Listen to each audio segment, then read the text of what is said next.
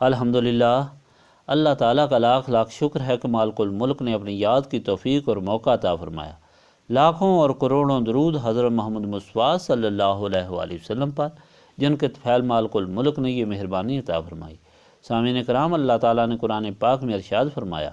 اعوذ باللہ من الشیطان الرجیم، بسم اللہ الرحمن الرحیم۔ جیسا کہ ہم نے تمہیں میں سے ایک رسول بھیجا جو ہماری آیات تم کو پڑھ کر سناتا ہے اور جو تم کو پاک کرتا ہے اور ہماری کتاب تم کو سکھاتا ہے، علم و دانش تمہیں عطا فرماتا ہے اور تمہیں وہ سب کچھ بتاتا ہے جو تم نہیں جانتے تھے۔ اس سے پہلے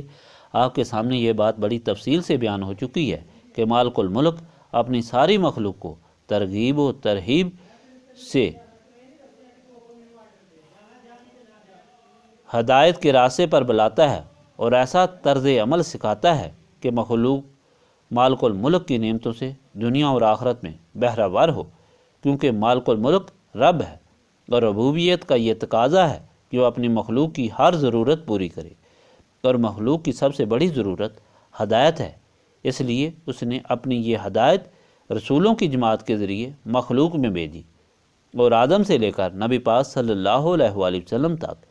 تمام رسول اللہ تعالیٰ کی ہدایت لے کر مخلوق کے پاس آئے، اور وہ ہدایت کیا تھی، وہ تعلیم کیا تھی؟ وہ یہی تعلیم تھی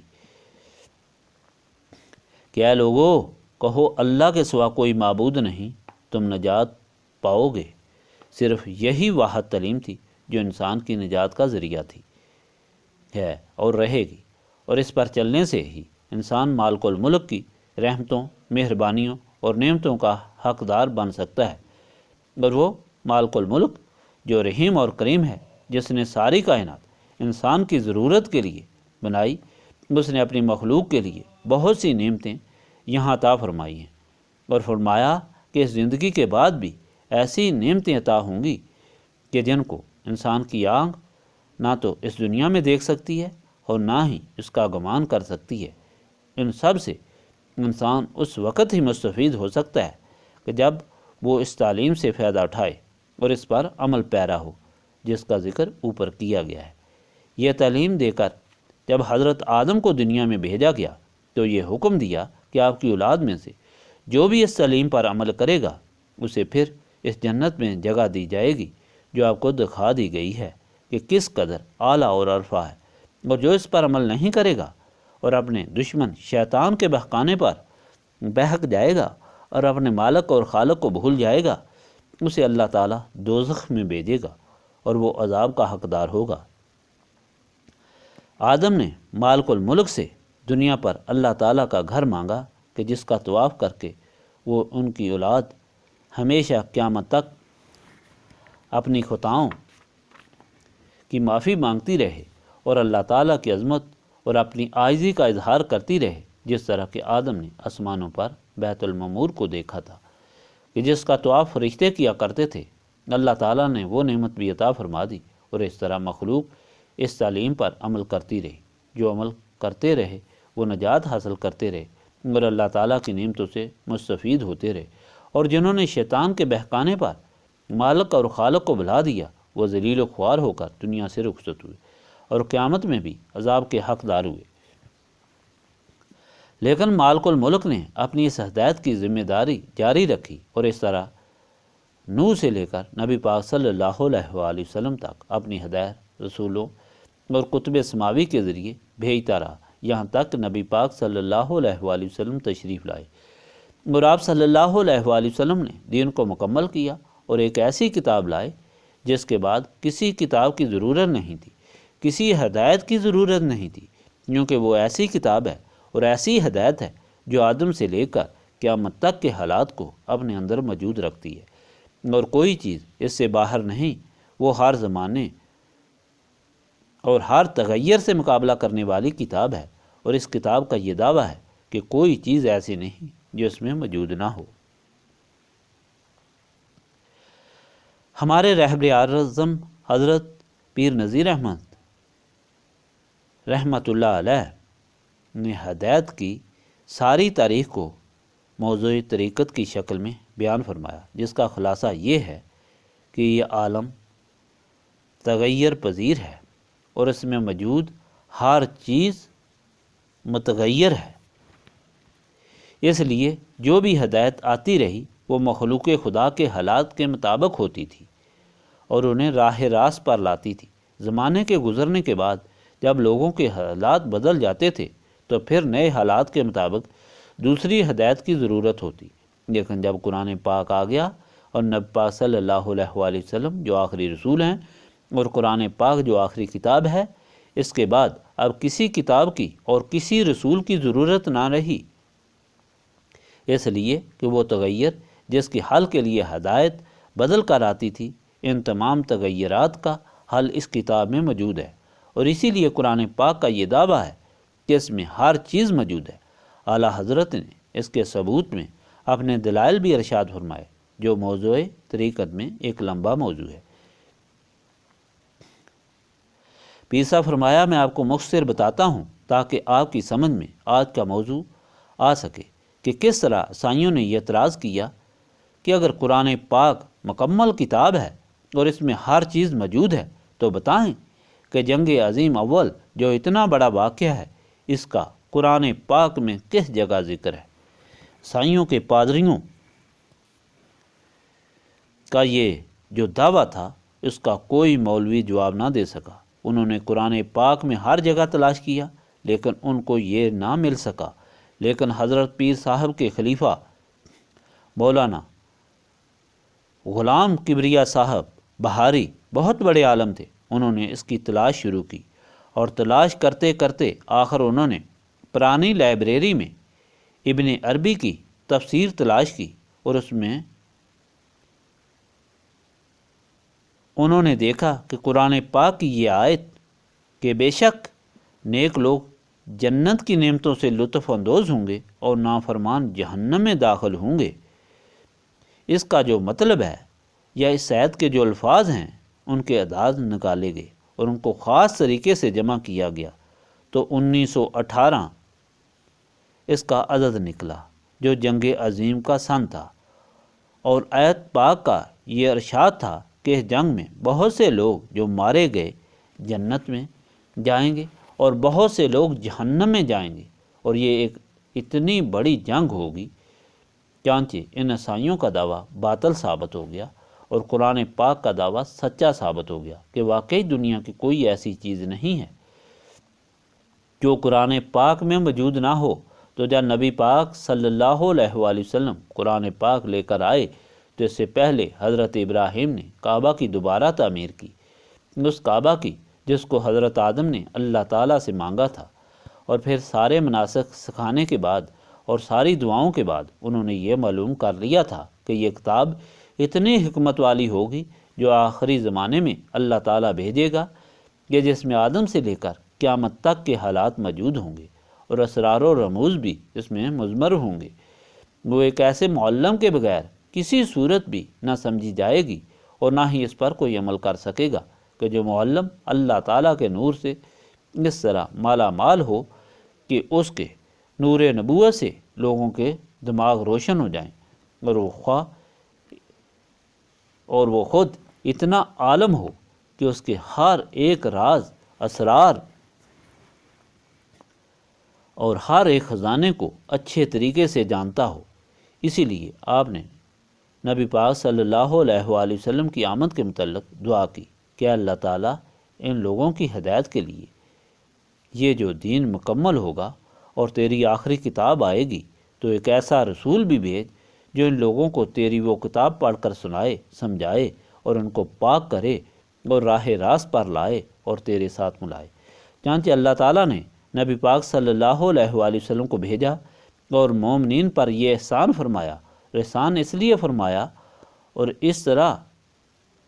فرمایا کہ نبی پاک صلی اللہ علیہ وآلہ وسلم کے بغیر نہ اللہ تعالیٰ کی موجودگی کا علم ہو سکتا تھا اور نہ وہ دلائل سمجھ میں آ سکتے تھے، اور نہ ہی اللہ تعالیٰ کا وہ قانون کوئی سمجھ سکتا تھا جو زندگی کے سفر کو گزارنے کے لیے بھیجا گیا تھا،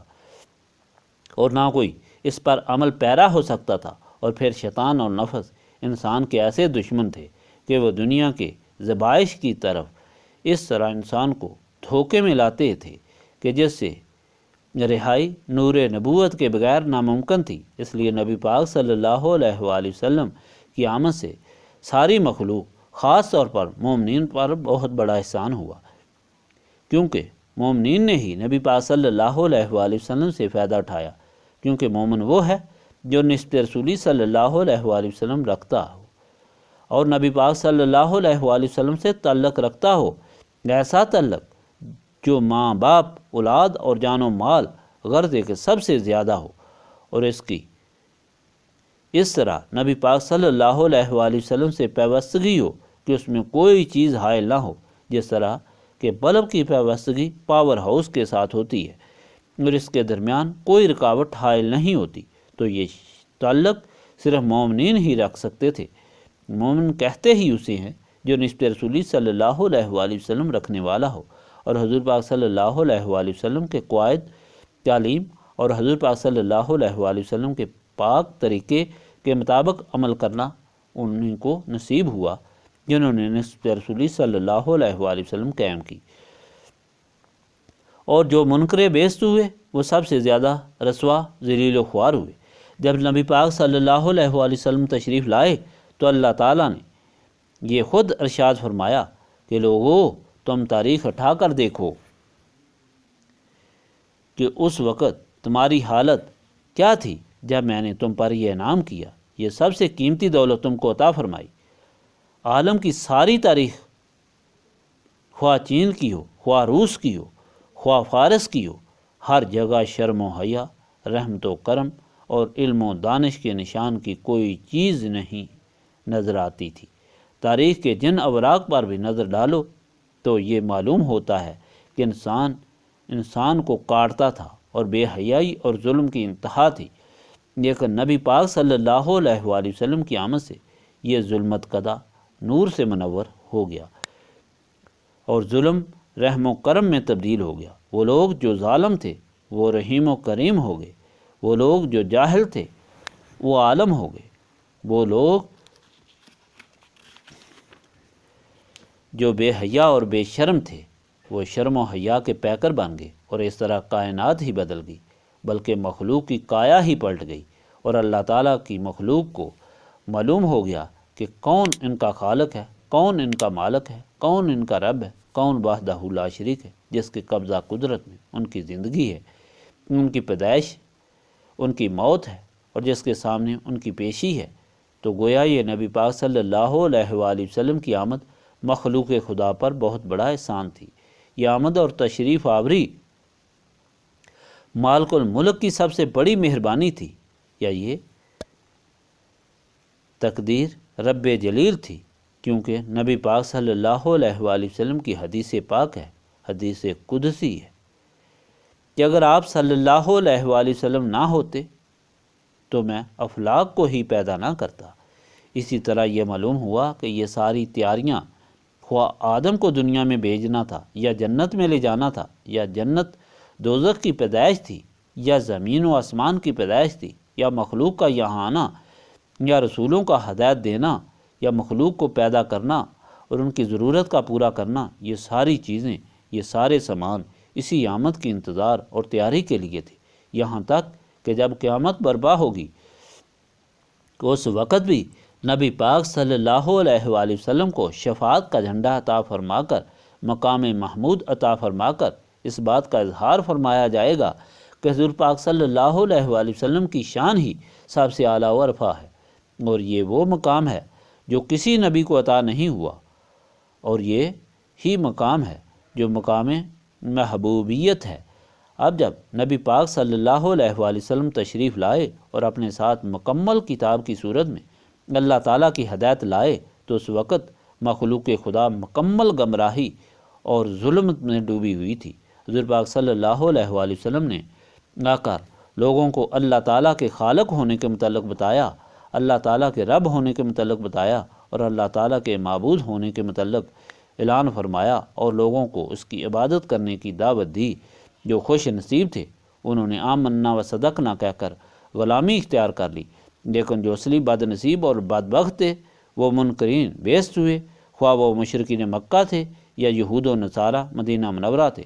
اب جو اس قسم کے بدقسمت اور بد نصیب لوگ تھے، انہوں نے وہ ساری تعلیمات بھلا دیں جو ان کو آدم نے دی تھی، جو ان کو ابراہیم نے دی تھی، جو ان کو موسیٰ نے دی تھی، جو عیسیٰ نے دی تھی، اور وہ ساری کتابیں جو ان کے پاس اللہ تعالیٰ کی طرف سے موجود تھیں، اور جن میں حضور پاک صلی اللہ علیہ وآلہ وسلم کی آمد کی تمام پیش گوئیاں موجود تھیں، اس کو پڑھنے کے باوجود بھی وہ اندھے ہو گئے۔ گویا اس بغاوت، اس بے ادبی اور اس انکار سے ان کے دل و دماغ پر مہر لگ گئی، اور اچھائی انہیں نظر ہی نہیں آتی تھی، اور انہیں ہمیشہ برائی ہی نظر آتی تھی، اور اپنی اس خباثت کی وجہ سے وہ نبی پاک صلی اللہ علیہ وآلہ وسلم اور آپ صلی اللہ علیہ وآلہ وسلم کے غلاموں کو ہر قسم کی تکلیفیں اور ہر قسم کی اذیتیں دیتے تھے، اور آپ صلی اللہ علیہ وآلہ وسلم کو تنگ کرنے اور اسلام کی ترویج میں رکاوٹ ڈالنے میں کوئی دقیقہ فروگزاشت نہیں کرتے تھے۔ لیکن اللہ تعالیٰ نے ہمیشہ اپنے رسول کی مدد فرمائی، کیونکہ اللہ تعالیٰ کا یہ وعدہ تھا کہ میں نے رسول اللہ صلی اللہ علیہ وآلہ وسلم اور دین کو تمام دینوں پر غالب کرنے کے لیے بھیجا ہے، اور یہ دین قائم اور غالب رہے گا۔ اس لیے ہر ایک دشمن کو شکست ہوئی اور وہ ذلیل ہوا، لیکن ان کے اعتراضات اس لیے جاری رہے، ان کی بدبختی میں اضافہ ہوتا رہا، اور وہ اعتراضات کرتے رہے، اور نبی پاک صلی اللہ علیہ وآلہ وسلم پر بھی اعتراض کیا، اور حضور پاک صلی اللہ علیہ وآلہ وسلم کے متعلق ہر بات کا جواب دے کر اللہ تعالیٰ نے ان کو بتا دیا۔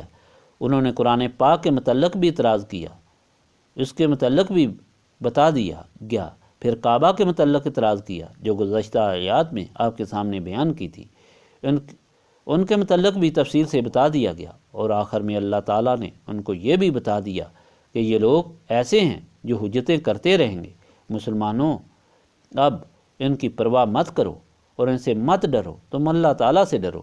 اس سے ڈرو جو تمہارا خالق ہے، جو تمہارا مالک ہے، جو تمہارا رب ہے، جس کے قبضہ قدرت میں ہر چیز ہے۔ خبردار، ان کی پرواہ نہ کرو، تم اس نعمت کی قدر کرو جو اللہ تعالیٰ نے تمہیں عطا فرمائی، اور جو نبی پاک صلی اللہ علیہ وآلہ وسلم کی ذات اقدس کی شکل میں ہے، کیونکہ انہیں صلی اللہ علیہ وآلہ وسلم سے تم اللہ تعالیٰ کا تعارف حاصل کرو گے، انہیں کے ذریعے تم اس کتاب کو سمجھو گے جو تمہارے لیے ضابطہ حیات اور قانون حیات ہے، انہیں سے تم عقل و دانش حاصل کرو گے،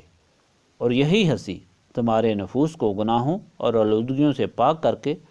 اور تمہارے ظاہر اور باطن کو پاک کر کے تمہیں اپنے مالک اور خالق سے ملائے گی۔ آخر میں یہی تعلیم اللہ تعالیٰ نے عطا فرمائی، اور پہلے اللہ تعالیٰ نے سارے حالات بیان فرما کر آخر میں اپنے رسول صلی اللہ علیہ وآلہ وسلم کا حال بیان فرمایا جو میں نے آپ کے سامنے بیان کیا۔ اللہ تعالیٰ کے اس ارشاد پاک سے یہ بات ثابت ہوتی ہے کہ اگر دنیا انسانیت میں شرم و حیا، رحم و کرم، علم و دانش، تو وہ سب نبی پاک صلی اللہ علیہ وآلہ وسلم کا صدقہ ہے۔ حضور پاک صلی اللہ علیہ وآلہ وسلم کی نسبت کے بغیر نہ تو کوئی شخص حیا کا دعویٰ کر سکتا ہے، نہ علم کا دعویٰ کر سکتا ہے، اور نہ ہی کسی صداقت اور ہدایت کا دعویٰ کر سکتا ہے۔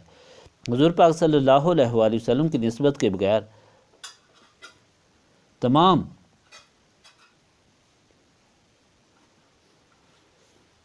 ابو لہب بھی ہے، اور یہ سب کچھ وہ ہے جس کا ابو لہب مرقع اور مجسمہ تھا۔ حاضرین مجلس، یہ سب بیان کرنے کا مقصد یہ ہے کہ آج بھی وہ وقت ہے کہ شیطان دنیا کو انسان کے سامنے خوبصورت پیش کر کے اس کی زبائش، بڑائی اور عظمت دکھا کر مخلوق خدا کو دنیا کی طرف راغب کرتا ہے، اور وہی کشش انسانوں کے اندر پیدا کر کے ان کی ساری تگ و دو اور ان کے دل و دماغ کو دنیا کی طرف متوجہ کرتا ہے، جس کا نتیجہ سوائے تباہی اور بربادی کے کچھ نہیں۔ اس لیے جو چیز خود ذلیل و خوار ہے، جو خود فنا پذیر ہے، اس کو حاصل کرنے سے کیا حاصل؟ کچھ حاصل نہیں ہوگا سوائے رسوائی اور ذلت کے۔ لہذا شیطان کی ان کوششوں اور ان چالوں سے بچنے کے لیے اسی دعا کی ضرورت ہے جس دعا نے رسول پاک صلی اللہ علیہ وآلہ وسلم کے غلاموں کو وہ شفا بخشی تھی کہ شیطان کے ہر مرض سے بچ کر وہ روحانی اور جسمانی طور پر تندرست اور صحت یاب ہو گئے تھے۔ اس لیے اگر آج بھی انسانیت کے لیے شرم و حیا اور علم و دانش کی ضرورت ہے، اگر سرخروئی اور سرفرازی کی ضرورت ہے، رسوائی اور ذلت سے بچنے کی ضرورت ہے، تو پھر آج بھی ساری انسانیت کے لیے اسی نسبت رسولی صلی اللہ علیہ وآلہ وسلم کی ضرورت ہے، جس کے متعلق اللہ تعالیٰ نے اعلان فرمایا کہ ساری مخلوق گمراہ تھی، میں نے اپنے رسول صلی اللہ علیہ وآلہ وسلم کو بھیج کر رسول اللہ صلی اللہ علیہ وآلہ وسلم کی نسبت قائم کر کے انہیں اس گمراہی سے نکال کر ہدایت کے راستے پر لایا، تب ہی ساری مخلوق ہدایت پر آئی تھی۔ اس لیے نسبت رسولی صلی اللہ علیہ وآلہ وسلم کی آج بھی اسی طرح ضرورت ہے جس طرح آج سے 1400 سال پہلے گمراہی کے اس زمانے میں ضرورت تھی جب نبی پاک صلی اللہ علیہ وآلہ وسلم لوگوں کی ہدایت کے لیے تشریف لائے تھے۔ نسبت رسولی صلی اللہ علیہ وآلہ وسلم کے بغیر نہ ہدایت حاصل ہو سکتی ہے اور نہ ہی انسان کامل انسان بن سکتا ہے۔ نسبت رسولی صلی اللہ علیہ وآلہ وسلم حاصل کرنے کے لیے سینوں کی صفائی کی ضرورت ہے، اور سینوں کی صفائی اللہ تعالیٰ کی یاد سے ہوتی ہے۔ اس زمانے میں سینوں کی صفائی نبی پاک صلی اللہ علیہ وآلہ وسلم کے دیدار سے ہوتی تھی۔ جو لوگ حضور پاک صلی اللہ علیہ وآلہ وسلم کا دیدار صاف سینوں سے کرتے تھے ان کے سینے ہمیشہ کے لیے صاف ہو جاتے تھے، دماغ اور ذہن صاف ہو جاتے تھے، اور شیطان اور نفس کی ساری علائشیں دور ہو جاتی تھیں۔ لیکن آج وہ زمانہ ہے کہ سوائے یاد الہی کے سینے صاف ہونا ناممکن ہے۔ اس لیے یاد الہی کی اشد ضرورت ہے جو کثرت سے کی جائے اور سینوں کو صاف کیا جائے، اور پھر اسی نسبت رسولی صلی اللہ علیہ وآلہ وسلم کو جو انسان کو انسان بناتی ہے، صراط مستقیم پر گامزن کرتی ہے اور دونوں جہانوں کے غموں سے نجات دلاتی ہے، دونوں جہانوں میں سرخرو اور سرفرازی عطا کرتی ہے، حاصل کیا جائے۔ اور یہی اس محفل کی غرض و غایت ہے کہ وہ سارے لوگ جو ہمارے پاس وقتاً فوقتاً چھوٹے چھوٹے کام لے کر آتے ہیں جو دنیا سے متعلق ہیں، جن کی کوئی حقیقت نہیں ہوتی، وہ سارے مل کر بیٹھیں اور اللہ تعالیٰ کی یاد اس کثرت سے کریں کہ ان کے سینوں سے شیطان کا وہ اثر، نفس کا وہ اثر جو ان کو دنیا کی زوائش کی طرف راغب کر رکھتا ہے، وہ زائل ہو جائے، ان کے دل و دماغ نسبت رسولی صلی اللہ علیہ وآلہ وسلم سے منور ہو جائیں، اور پھر ان پر دنیا کی حالت اور اس کی حقیقت آشکار ہو جائے، اور ان کے دل دنیا سے متنفر ہو کر اللہ تعالیٰ اور رسول اللہ صلی اللہ علیہ وآلہ وسلم کی محبت کی طرف راغب ہو جائیں، اور صرف یہی میلان انہیں صراط مستقیم پر قائم رکھے گا۔ یہی اس محفل کی غرض و غایت ہے۔ جب آپ یہاں آتے ہیں تو اس مقصد کو اپنے سامنے رکھیں، اور جب اس مقصد کے لیے آپ یہاں کوشاں ہوتے ہیں، یعنی ان اوراد پاک کی تلاوت شروع کرتے ہیں، تو اس وقت آپ کو کما حقہ مستفید ہونے کے لیے ہمتاً گوش ہو کر اللہ تعالیٰ کی طرف متوجہ رہنا چاہیے، اور دنیا کی ہر علائش، ہر تعلق، ہر محبت، ہر غم، ہر خوشی، ہر فکر کو بھول کر کے ایک ہی بات دل میں رکھنی چاہیے کہ اگر اللہ تعالیٰ ہمارے ساتھ راضی ہو گیا، اگر ہم اللہ تعالیٰ کی غلامی میں قبول ہو گئے، اگر ہمیں اللہ تعالیٰ کے رسول صلی اللہ علیہ وآلہ وسلم سے تعلق عطا ہو گیا، تو ہمیں دونوں جہانوں میں کامیابی ہوگی، دونوں جہانوں کے غموں سے ہمیں نجات حاصل ہوگی، دونوں جہانوں کی بیماریوں سے ہمیں نجات ہو جائے گی، اور دونوں جہانوں کی رسوائیوں سے بچ کر ہم دونوں جہانوں کی خوشیاں اور عزتیں حاصل کریں گے۔ اللہم صلی علی سیدنا محمد وعلی آلہ وصحابہ صلاۃ تکون لنا امان من کل خوف، لا الہ الا انت سبحانک انی کنت من الظالمین، استغفر اللہ العظیم الذی لا الہ الا هو الحی القیوم واتوب الیہ، استغفر اللہ العظیم الذی لا الہ الا هو الحی القیوم واتوب الیہ، استغفر اللہ العظیم الذی لا الہ الا هو الحی القیوم واتوب الیہ۔ ربنا تقبل منا انک انت السمیع العلیم وتب علینا انک انت التواب الرحیم۔